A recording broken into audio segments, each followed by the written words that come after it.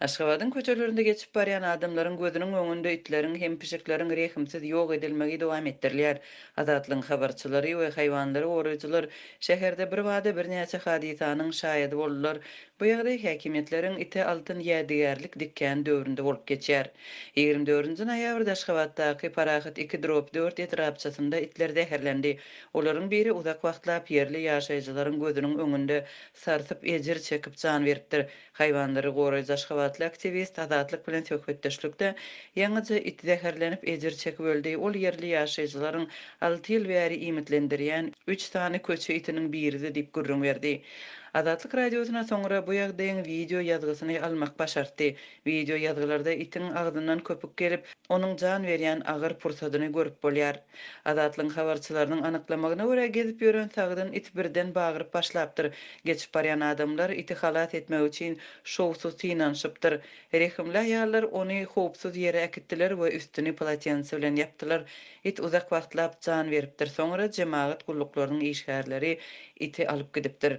Itler paýtagtyň 48-nji mektebiniň meýdançasynda ýaşaýardy. Dün itleriň üçüsi bardy. Köp adam olary imitlendirýärdi. Şu ýyllaryň dowamynda men olary ören ala edipdim. Bugün ikinji güni men olary görmedim. Zäherlenen it adamlary görse guyrugyny bulaýardy. Ýöne özüni ellemäge ýol bermeýärdi diýip ýerli ýaşaýjylaryň biri Azatlyň habarçysyna gürrüň berdi. Häzirki wagtda tutuş ýurtda itleriň we pişikleriň köpçülikleýin öldürilmegi dowam edýär. Mary welaýatynyň Bayramaly şäherinde öýsüz itler şäheriň köçelerinde aýlanýan döwlet edarasynyň belgisi bolan ulagly adamlar tarapyndan atylyp öldürilýär. Liwap welaýatynda Türkmenawat şäherinde arasaçylyk ýazgyly eşik giyinen jemaat gullyklarynyň işgärleri köçelerde itleri demir taýaklary bilen öldürýärler. Aşgabatda haýwanlary ýok etmek işi jemaat gullyklarynyň we öý dolandyryş edaralarynyň işgärleri tarapyndan amal aşyrylýar. Zäherlenen imitleri her ýerlerde çeňe edip goýmak iýdeksiz itlere we pişiklere garşy göreşmegiň usullarynyň biridir. Ýa-ni ýakynda Parahat 2-4-de 11 ýaşly bir oglan öýüne gelende onuň eşikleri kapady.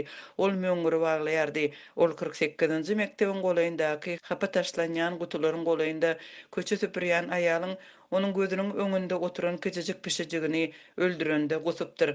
Köçe süpürüji otuň içinde oturan pişigi süpürgüjiniň taýagy bilen güýçli urupdyr. Pişigiň damagyndan gan gelip, ol iýde birnäçe ädim ädip jan berdi diýip haýwanlary goraýjy aktivist gürrüň berdi.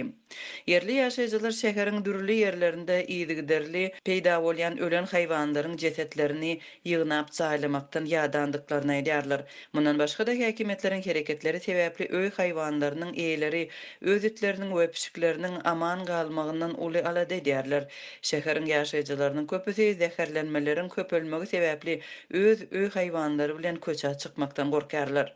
Häzirki wagtda sosial ulgamlar ýeten öý haýwanlary baradaky bildirişlerden doly.